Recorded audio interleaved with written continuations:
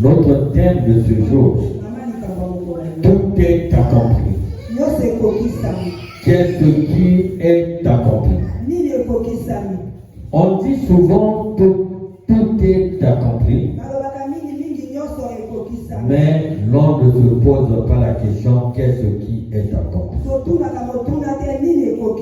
Je ne peux pas limiter cette réponse parce que seul Dieu peut limiter les choses. Mais je vais essayer de répondre à cette question. Qu'est-ce qui est accompli? Nous allons nous lever pour lire la Bible.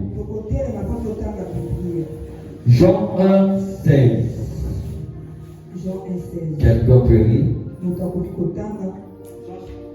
Jean 1, 16. Jean chapitre 1, le verset 16. Et nous avons tous reçu de sa plénitude et grâce pour grâce. Amen. Amen. Prenez place. Premièrement, on doit comprendre que tout est grâce. Et que si tout est grâce, pourquoi Jésus a dit tout est accompli? Est-ce que cela était pour lui ou encore pour nous? Donc si tout est grâce, ça veut dire que tout est accompli. C'était pour nous. C'est lui qui a accompli, mais il l'a accompli pour nous. Par sa grâce, par son amour pour nous, il a accompli ce que les hommes n'arrivaient pas à accomplir. Donc, les hommes n'arrivaient pas à accomplir une chose. Il fallait que le Christ vienne pour accomplir cette chose. Qu'est-ce que les hommes n'arrivaient pas à accomplir? C'est la loi. Devant la loi, tout homme était faible. L'homme était faible parce que notre père Adam était faible. Donc le premier Adam était faible. Raison pour laquelle nous aussi nous sommes faibles. Donc la loi rendait l'homme faible. Mais pour accomplir la loi, il fallait qu'il y ait une personne digne. Et tout le monde le sait. Lorsqu'on a demandé qui est digne, il n'y a eu personne. À ce moment-là, Dieu s'est rendu compte que ce qu'il recherche ne se retrouve qu'en lui-même. À ce moment-là, puisque lui Dieu, en qualité de Dieu, il ne peut pas venir ici pour accomplir les choses, sinon par simple parole. Mais Dieu ne pouvait pas déclarer que soyez sauvés. Parce que en fait, la Bible dit qu'il n'y a rien d'impossible à Dieu. Mais en fait, il y a une chose qui est impossible à Dieu. Je ne contredis pas la Bible, mais je dis ce que la Bible dit. La Bible dit il n'y a rien d'impossible à Dieu. Mais la même Bible dit Dieu a juré. Il est impossible pour lui de mentir. Donc mentir, c'est la seule chose impossible à Dieu. Il a dit Dieu n'est pas un homme pour mentir, ni un fils d'homme pour se repentir. Aurait-il dit ne l'accomplira-t-il pas? Donc Dieu ne ment point. Mais puisque Dieu avait dit, le salaire du péché, c'est la mort. Il ne pouvait plus aller contre cette parole. Il serait lui-même contradictoire. À ce moment-là, il fallait vaincre le péché dans la chair humaine. Ça veut dire il fallait que celui qui fait le péché puisse avoir les 5 sens. Donc il doit sentir toutes les choses comme nous. Et que malgré cela, qu'il ne tombe pas dans le péché. À ce moment-là, il ne pouvait plus venir comme étant Dieu. Il est venu comme étant fils de Dieu. Donc ne méprisez pas le sacrifice qu'il a fait sur la croix. Il a accepté de mourir dans la douleur pour épargner l'homme de la douleur. Parce que le salaire du péché qui est la mort, c'est avec douleur. Donc Jésus vient en chair comme nous. Il a eu les mêmes sentiments que nous, les mêmes faiblesses que nous, en chair. Mais il a affronté la loi. Et voilà qu'il a été vainqueur. Donc la réponse à cette question, qu'est-ce qui est accompli? Ce qui est accompli, c'est la mission que le Christ avait. C'était mourir sur la croix sans péché et racheter les hommes. C'était faire l'inverse de ce qu'avait fait le premier Adam. Ne pas écouter le diable et accepter sa parole. Et le Christ l'a fait. Donc tout est accompli. C'est l'une des dernières paroles du Christ.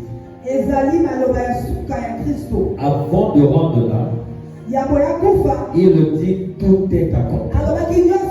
On peut lire cela dans Jean 19:30. Jean 19:30 dit, quand Jésus eut pris le vinaigre, il dit, tout est accompli. Et baissant la tête, il rendit l'âme. Ou encore l'esprit. Donc il a dit tout est accompli. Qu'est-ce qui est accompli? C'est sa mission de rompre les 7 sceaux et d'ouvrir le livre. Donc Christ a pu retirer les 7 sceaux et après aussi ouvrir le livre. Et cela se manifeste par le sacrifice sur la croix. Maintenant, lorsque Christ ouvre le livre, et le livre a permis beaucoup de choses. Et moi, j'en ai souligné 7. Premièrement, qu'est-ce qui est accompli?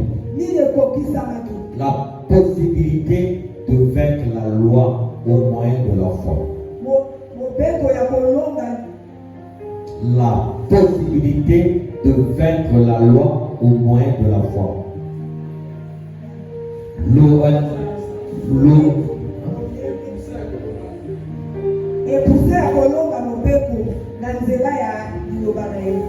Donc, il fallait que on puisse vaincre la loi. Et qu'aujourd'hui, les chrétiens vaincent la loi. Donc, vaincre la loi. Parce que le Christ l'a fait à notre place. Au lieu de vaincre la loi comme lui, de passer sur la croix, on vainc la loi maintenant par la foi. Donc aujourd'hui, par la foi, l'homme arrive à vaincre la loi. Chose impossible hier. Chose impossible hier.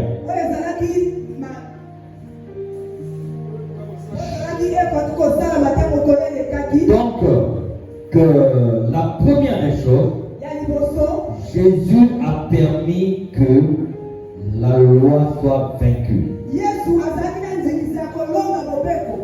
par la foi. Donc aujourd'hui, c'est ça, tout est accompli, le premier point. Deuxième point, tout est accompli.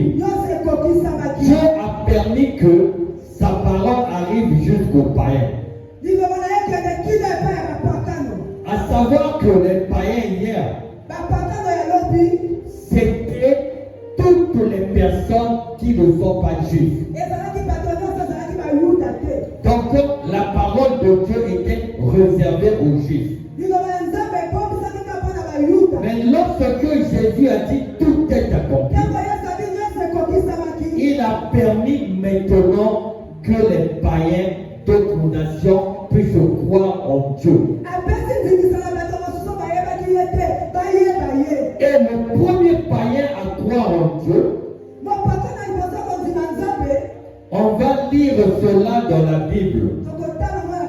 Luc 23, 47. Luc 23, 47 dit quoi? On va lire cela. Luc 23, 47. Non, 46 d'abord. Jésus s'écria d'une voix forte. Père, je remets mon esprit entre tes mains. En disant ces paroles, il expira. Donc, rendu là. Le centenier, voyant ce qui était arrivé, le militaire voyant ce qui était arrivé, le chef des militaires, seulement le chef, glorifiait Dieu et dit, certainement cet homme était juste. Donc le centenier, le chef militaire qui était là, il était romain. C'est le premier païen à croire. Lorsqu'il a crucifié le Christ, à la fin, il a reconnu que le Christ était juste. Donc, tout est accompli. Il fallait que l'on puisse vulgariser, donc rendre possible la parole de Dieu chez les païens. Donc, les païens pouvaient maintenant croire en Dieu. Comme aujourd'hui, nous croyons en Dieu. Ce qui fait que d'autres disent que non, il y a aussi un Dieu des Noirs. Non, ils n'ont pas compris que c'était premièrement le Dieu des Juifs. Et après, on a libéré la chose. Ce n'est plus seulement le Dieu des Juifs. Mais la Bible dit dit à ceux qui l'ont reçu. Donc toute personne qui reçoit le Christ devient enfant de Dieu. Troisièmement, tout est accompli. Donc tout est accompli. Ça veut dire quoi?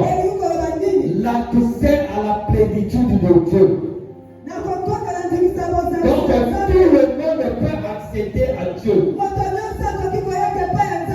Alors que hier, il n'y avait que le souverain sacrificateur qui pouvait approcher Dieu.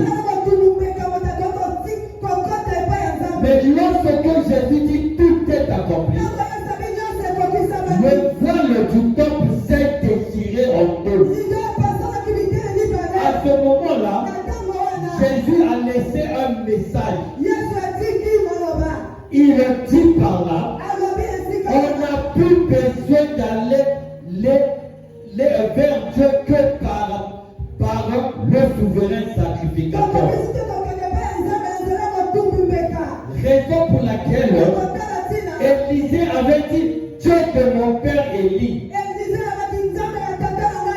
Parce que à leur époque, tu ne pouvais pas aller à la présence de Dieu sans passer par le souverain sacrificateur. Aujourd'hui, tout le monde peut aller en présence de Dieu. Donc, tu n'es plus obligé de dire Dieu de mon père. Et même là, Élisée ne connaissait pas le nom de Dieu. Lorsque tu vis dans un quartier, ceux qui ne te connaissent pas bien vont t'appeler au nom de ton enfant, le papa de X, parce que ces personnes ne t'approchent pas. Mais ceux qui sont tes amis ne t'appellent pas papa de X. Ils vont t'appeler par ton prénom. Ils vont dire Rémi. Or, ceux qui ne sont pas proches de toi vont t'appeler par rapport à ton enfant. Donc, si Élisée a dit Dieu de mon père, il ne connaissait pas le nom de Dieu. Mais lorsque Jésus est venu, la Bible dit un nom nous a été donné. Le nom qui est au-dessus de tout nom. Jésus-Christ. Maintenant tu connais le nom de ton Dieu. Ne l'appelle plus Dieu de mon père. Ne l'appelle plus Dieu du paradis. J'appelle la Lola. Mais dis Jésus-Christ. Parce que derrière ces choses, il y a de la tricherie. Quelqu'un peut dire Dieu de mon père, mais tu ne connais pas réellement qui est le Dieu de ton père. Une fois, j'avais prêché cela. Un pasteur second, il m'a dit que non, ce n'est pas ça. Le Dieu de mon père est mon Dieu. Et après, il quitte cette église. Il dit que le pasteur a de la magie. Mais lorsque tu soutenais dire Dieu de mon père, donc puisque tu ne le connais pas bien, ne pas dire cela. Aucun diront que la Bible dit Dieu d'Abraham, d'Isaac et de Jacob. On peut dire Dieu d'Abraham, d'Isaac et de Jacob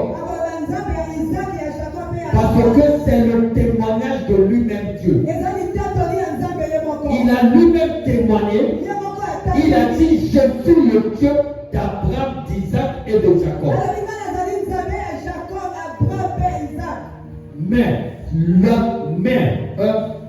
cette personne que toi tu dis est Dieu de ton père, Dieu n'a jamais témoigné pour lui. Dieu n'a jamais témoigné pour moi. Donc je préfère que l'on appelle Dieu par son nom. Parce que tout est accompli.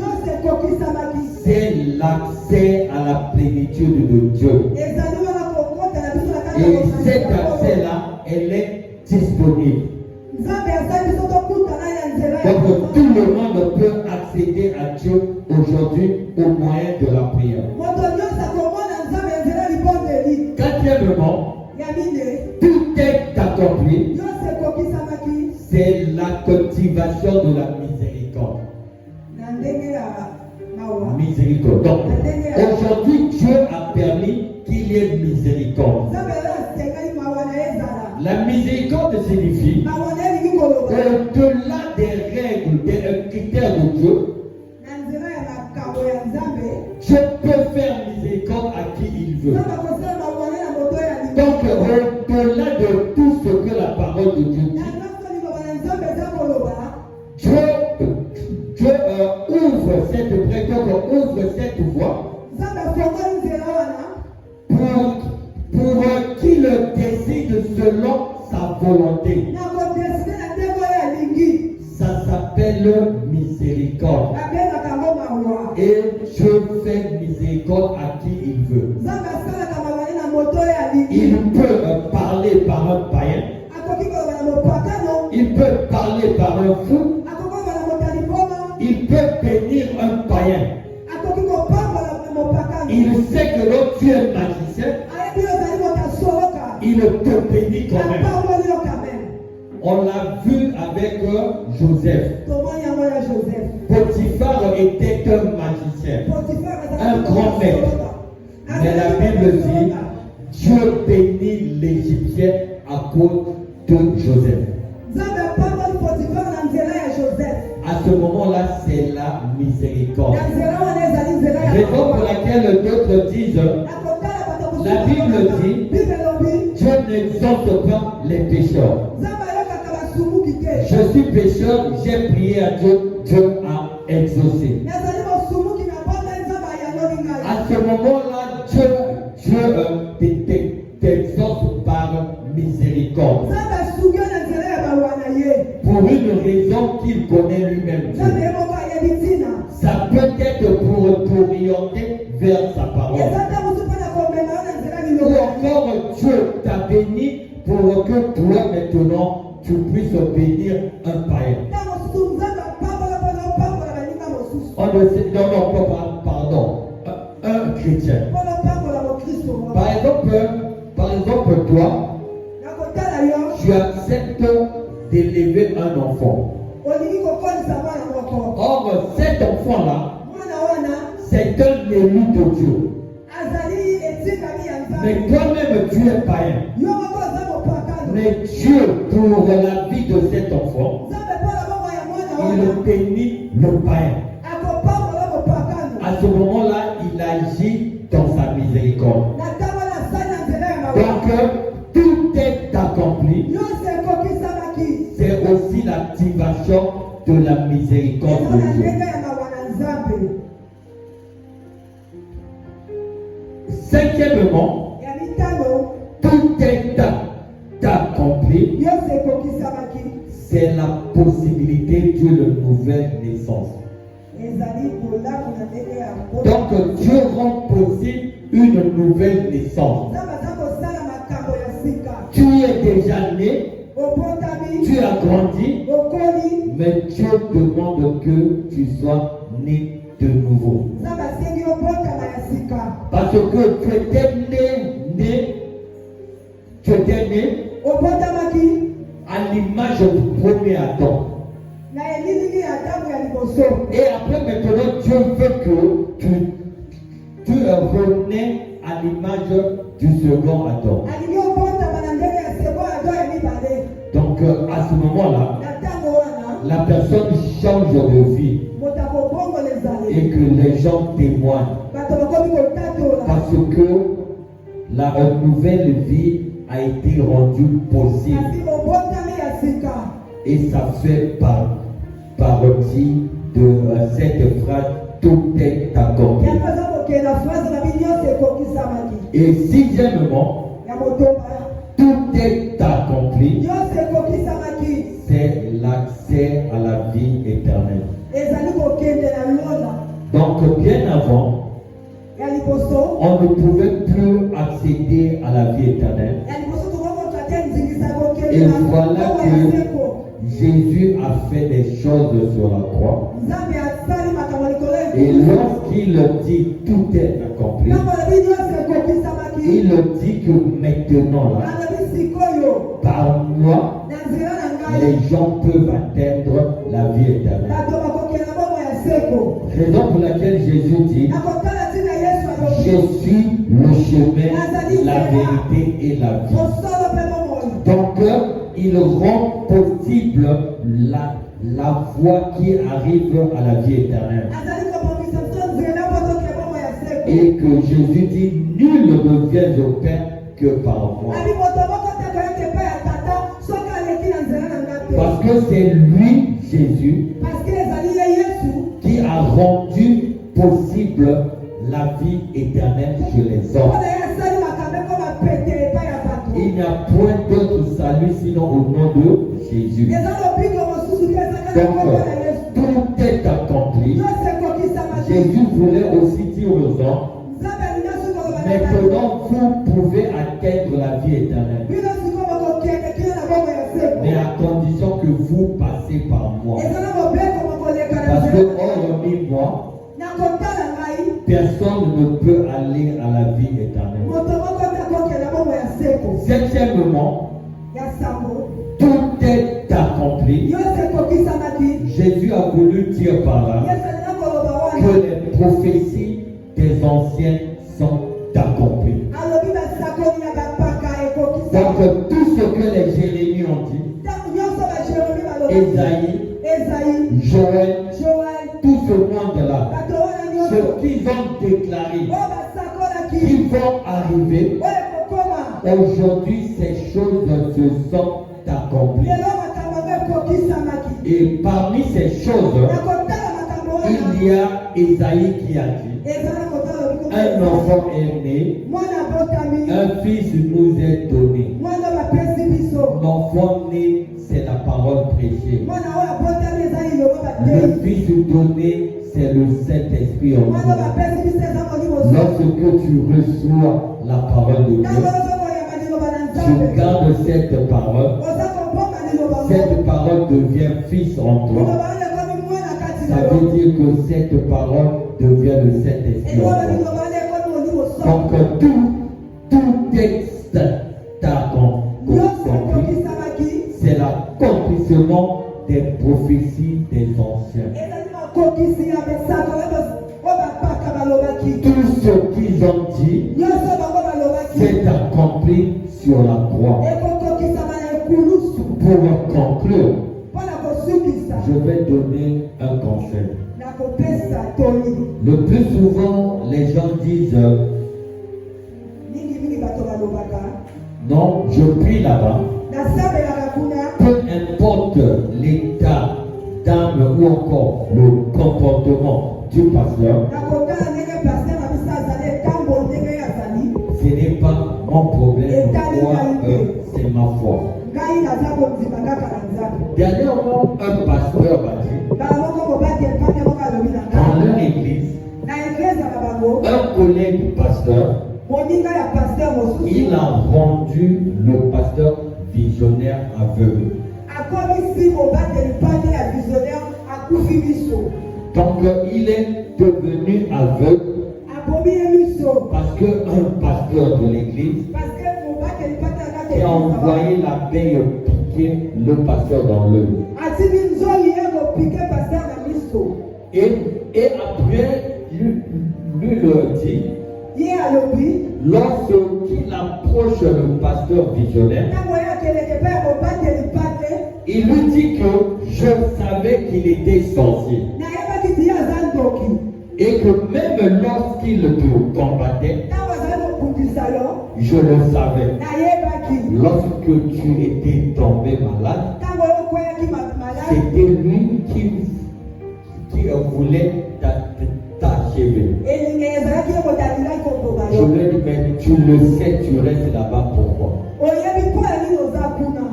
Parce qu'il a commencé avec eux très bas.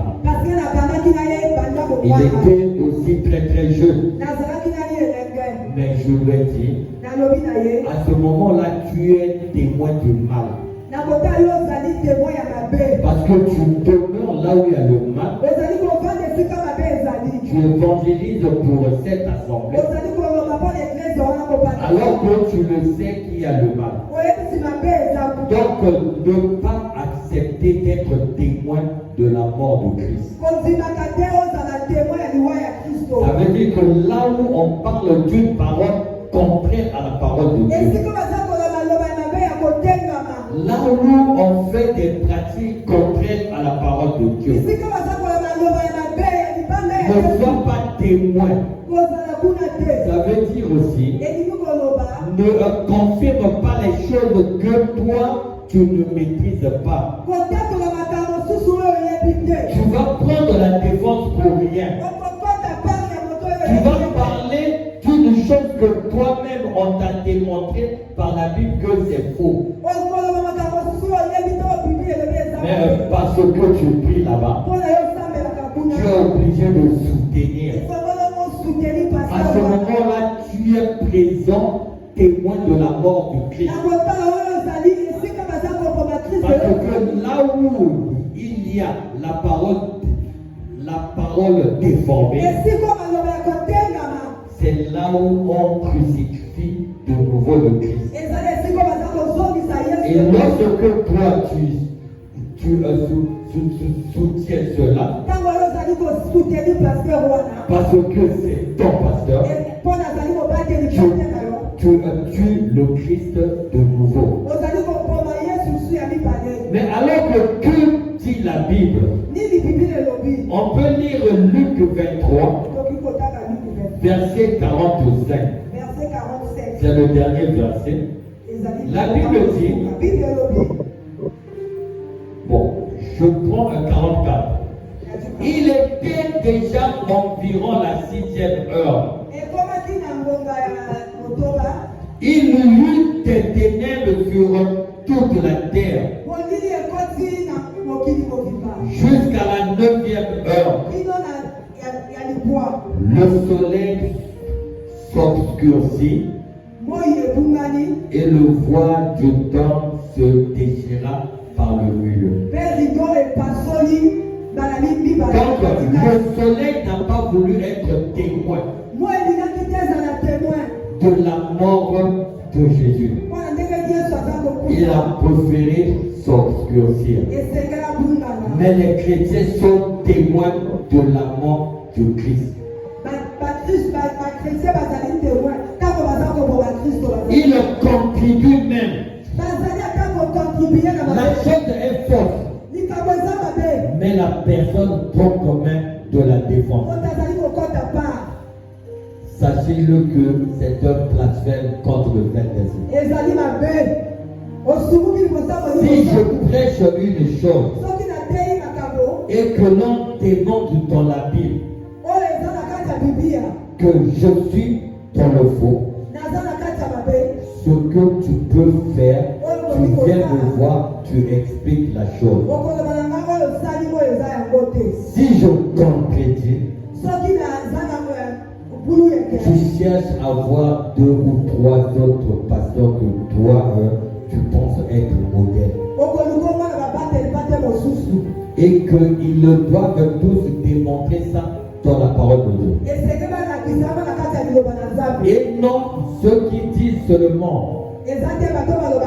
de la manière dont le frère Vini avait prêché. Ceux qui disent seulement non, si je l'ai fait, c'est l'ainsi dit l'Éternel. Non, il doit démontrer par la la Bible. Parce que ainsi dit l'Éternel, il y a aussi du mensonge. Il y a aussi la volonté des hommes. Il y a aussi la pensée humaine. Donc il faut vérifier tout ainsi dit l'Éternel par la Bible. Tu le vérifies. Et le pasteur doit démontrer la chose par la Bible. Celui qui contredit aussi doit le démontrer par la Bible. Et après, tu fais une prière à Dieu. Tu le dis à Dieu, montre-moi la vérité de ce problème. Donc, ne sois pas témoin de la mort de Jésus. J'ai dit Amen.